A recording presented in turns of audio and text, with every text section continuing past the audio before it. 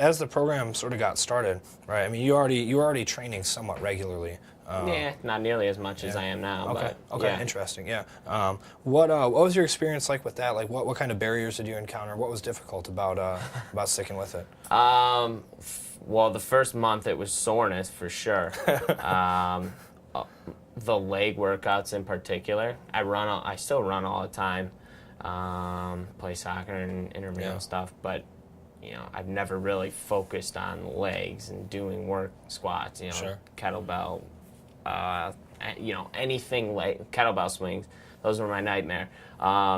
Getting over the soreness and getting myself in the gym 4 or 5 days a week was a challenge at first. Then I started waking myself up early in the morning to get in before work rather than after work, and that really helped out too.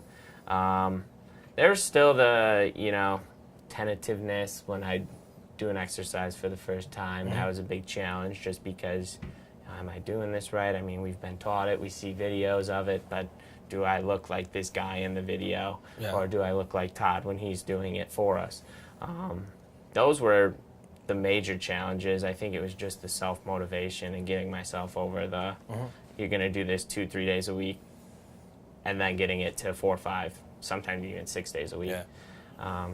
That was the biggest challenge for me. Yeah, sure. So, a lot of people sort of end up in a situation where they're trying to rely on motivation, and it doesn't do a lot for them, right? Yeah. They can get motivated for, a few weeks, like, okay, Right. like I'm really going to do this, and then, stuff gets in the way, travel, something happens. For you said your consistency kind of ramped up.